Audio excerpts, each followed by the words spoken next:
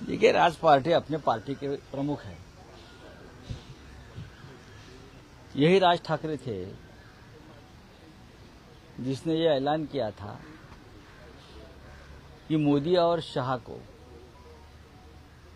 मोदी जी और अमित शाह जी को महाराष्ट्र में पांव रखने नहीं दूंगा। जनता को आह्वान किया था, उनको पांव मत रखने देना। यहाँ ये महाराष्ट्र के दुश्मन है।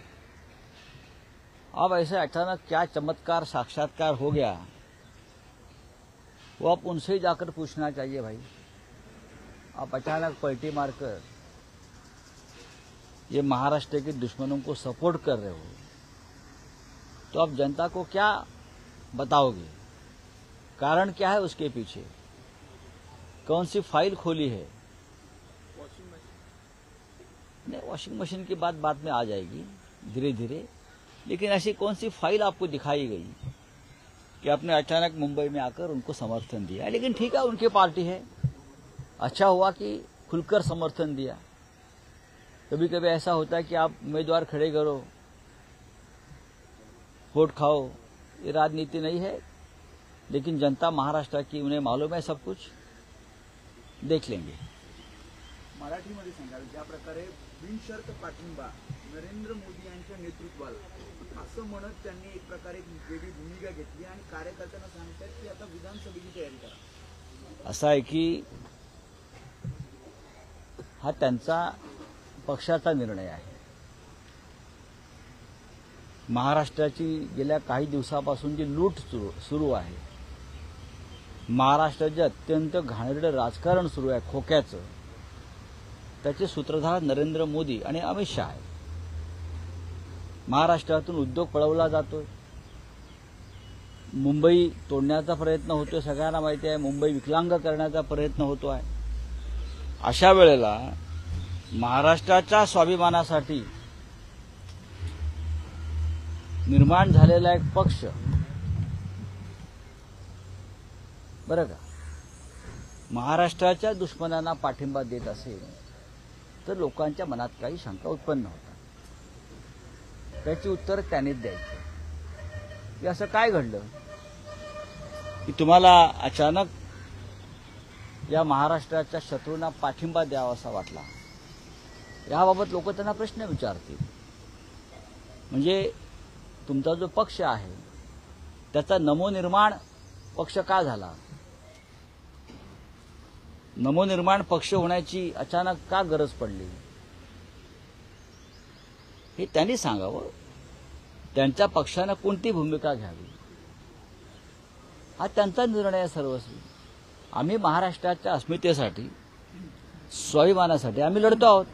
मग नरेंद्र मोदी असतील समोर किंवा अमित शाह असतील, आम्ही शरणागती पत्करणार नाही। तुमचं नाव घेता म्हणजे त्यांनी सांगितले की संजय राऊत आणि उद्धव ठाकरे जरी बोलत असतील तर त्यांनी सुद्धा स्वार्थासाठी भाजपसोबत राहिले।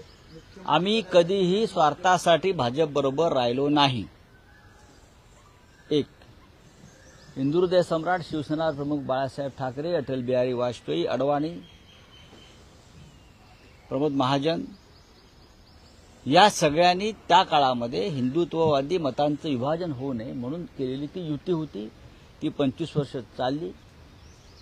पण भारतीय जनता पक्षानं जेव्हा आपले खरे दात दाखवायला सुरुवात केली तेव्हा आम्ही तो जबडा फाडून बाहेर आलो आणि आम्ही स्वतंत्रपणे आमच्या भूमिका घेतल्या।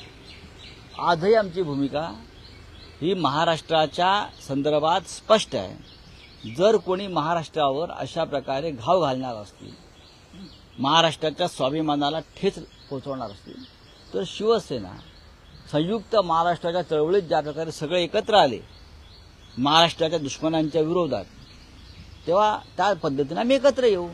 वैयक्तिक काय वाटतं, काय नेमकं झालं? व्यभिचाराला पाठिंबा देऊ नका असं त्यांचं म्हणणं आहे। राजकीय व्यभिचाराला पाठिंबा म्हणजे असं राज ठाकरे म्हणतात, कुठेतरी विसंगती दिसून येते का? राजकीय व्यभिचार म्हणजे असा आहे, राजकीय व्यभिचार कशाला म्हणतात हे प्रबोधनकार ठाकरे यांच्या चिंतनातून, भाषणातून, लेखनातून समजून घेतलं पाहिजे।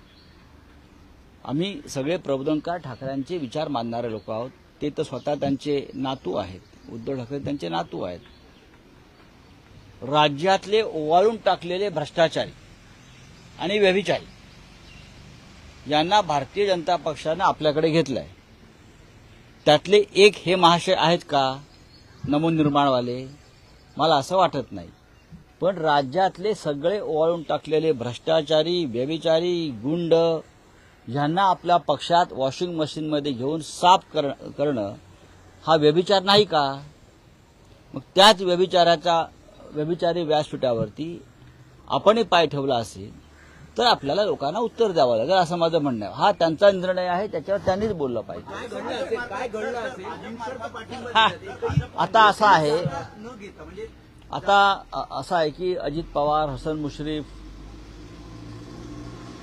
किंवा अनेक नावं अशी आहेत ज्यांनी बिनशर्त अनकंडिशनल भाजपबरोबर जायचं मान्य केलं. ठीक आहे, ते मंत्री झाले, अमुक झाले, तमुक झाले. आणि ते का गेले? ते कोणाच्या दबावामुळे गेले सगळ्यांना माहिती आहे. ते कोणाच्या दबावाखाली गेले, कोणत्या एजन्सीच्या दबावाखाली गेले. तर मला असं वाटत नाही की ह्यांचं तसं झालं असेल. पण जे गेले भाजपबरोबर ते फक्त शरणागती यासाठी त्यांनी पत्करली, गुडघे यासाठी टेकले की त्यांच्या अनेक फायली उघडल्या गेल्या, त्यांना धमक्या दिल्या गेल्या. आणि म्हणून मला असं वाटतं की व्यभिचार जो आहे हा भारतीय जनता पक्षाचा जगजाहीर आहे. आणि अशा व्यभिचारी पार्टीबरोबर जर कोणी संबंध ठेवत असेल तर तो त्यांचा प्रश्न आहे, तो आमचा प्रश्न नाही. आम्ही त्यापासून दूर आहोत. महाराष्ट्राला पोषक ठरणार का? मला नको आहे, राज्यसभा आणि विधान परिषद मला नको आहे, म्हणून मी नरेंद्र मोदींना बिनशर्त पाठिंबा देतोय असं म्हणाले. म्हणजे त्यांचा प्रश्न आहे ना, मी कसं काय बोलू त्याच्यावर की म्हणायचं बघा, आपली स्वतःची चोरी आपण कशी का होऊ देऊ शकतो ना. ठाकरे हे नाव असं आहे या महाराष्ट्रात आणि देशामध्ये, त्यांना कोणी झुकवू शकत नाही, त्यांना कोणी नमवू शकत नाही. हा इतिहास आहे. उद्धव ठाकरेंना झुकवण्याचा प्रयत्न झाला, उद्धव ठाकरे झुकले नाहीत. आम्ही सगळे बाळासाहेब ठाकरेंचे शिलेदार आहोत. आम्हाला तोडण्याचा, झुकवण्याचा प्रयत्न झाला, आम्ही तुटलो नाही. आम्ही लढतो आहोत. सध्या महाराष्ट्राला लढणाऱ्याची गरज आहे, महाराष्ट्राच्या स्वाभिमानासाठी. राज ठाकरे यांनी बिनशर्त पाठिंबा दिल्यानंतर आशिष शेलार म्हणतात उद्धव ठाकरे यांनी युतीच्या वेळी मुख्यमंत्र्यांची अट ठेवली होती आणि त्यांनी यालाच एक टीका करत कविता म्हटली आहे, प्रेम म्हणजे प्रेम असतं, त्यांचं आणि यांचं सेम नसतं. कविता त्यांनी नीट वाचावी. मंगेश पाडगावकरांची कविता काळजीपूर्वक वाचावी, त्याचं उगाच विटंबना करू नये. प्रेम म्हणजे काय असतं? शेमच असतं. पण ते सेम वेगळं, हे शेम आहे. हे जे चाललंय राजकारण भाजपचं आणि हे व्यभिचारी वगैरे सगळे म्हणता ना तुम्ही, हे सेम नसून हे शेम अँड शेम आहे. महाराष्ट्राच्या हितासाठी हा निर्णय एक ऐतिहासिक निर्णय आहे का राज ठाकरेंचा? वारंवार भूमिका महाराष्ट्राच्या हितासाठी कोणताही निर्णय हा मला दिसत नाही. महाराष्ट्राच्या हितासाठी जर एखादा निर्णय असता तर कोणताही पक्ष आणि कोणताही नेता या क्षणी नरेंद्र मोदी आणि अमित शहा यांच्या विरुद्ध ठामपणे उभा राहील आणि त्यांच्या राजकीय व्यभिचाराचं वस्त्रहरण करेल. ते झालेलं दिसत नाही मला.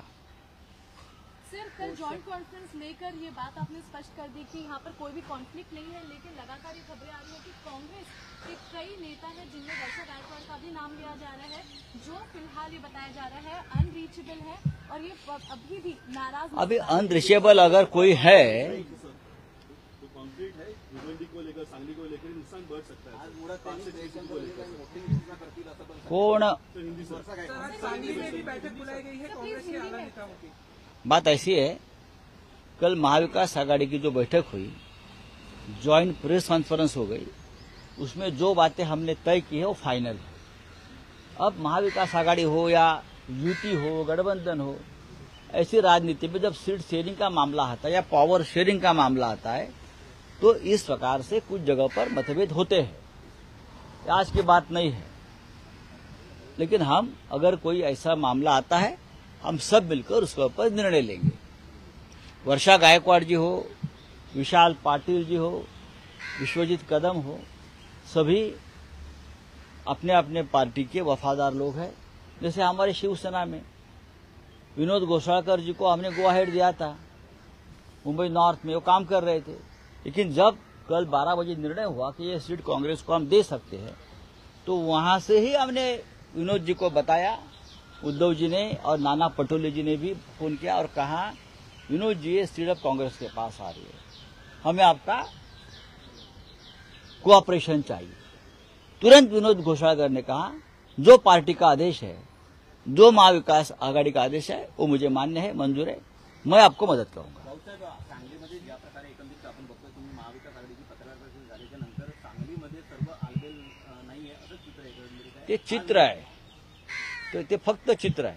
अशी चर्चा की विशाल पाटील वेगळा निर्णय घेऊ शकतात. पाहू ना आपण, मला असं वाटत नाही. विशाल पाटील हे वसंतदादा पाटील यांच्या कुटुंबातले त्यांचे नातू आहेत. वसंतदादा पाटील हे काँग्रेसचे महाराष्ट्रातले पितामह आहेत. 2019 साली विशाल पाटील यांनी काँग्रेस सोडली होती आणि ते दुसऱ्या पक्षाकडून निवडणुकीला उभे राहिले होते. त्यांना त्यात यश मिळालं नाही. मला असं वाटत नाही विशाल पाटील यांच्यासारखा काँग्रेसचा नेता पुन्हा 2019ची चूक करून काँग्रेसपासून दूर जाईल. पण असा वेगळा निर्णय घेतला तर त्याचं नुकसान हे महाविकास आघाडीलाच होणार आहे. महाविकास आघाडी विश्वजित कदम आज मोठी घोषणा करतील किंवा त्या विश्वजित कदम हे सुद्धा काँग्रेसचे नेते आहेत आणि विशाल पाटील यांना समजवण्याची जबाबदारी आम्ही सगळ्यांनी विश्वजित कदम यांच्यावर सोपवलेली आहे. आज सर्व ठीक होईल असं वाटतं तुम्हाला? का ठीक होणार नाही? ठीक होईल ना. आमच्यासाठी अवघड काहीच नाही. धन्यवाद. ठाण्यामध्ये आलेले ऑफिस मोठं उघडलेलं आहे. एलजी का इंटरफेरेंस बढ़ रहा है दिल्ली सरकार में, क्या लगता है प्रेसिडेंट रूल आएगा सर वहाँ पे, किस तरीके से इंटरफेरेंस बढ़ रहा है उनका सर? देखिए अब कोड ऑफ कंडक्ट चल रहा है, चुनाव है, मुख्यमंत्री जेल में आपने बंद कर दिया है. अब सरकार बर्खास्त, आप वहां एलजी का रूल लाना चाहते हो और एक बहुमत वाली सरकार वहां चल रही है, बहुमत वाली सरकार. आप इस तरह से आप तानाशाही लाएंगे ऐसी सरकार के ऊपर, तो ये ठीक नहीं है. पूरा विश्व देख रहा है कि दिल्ली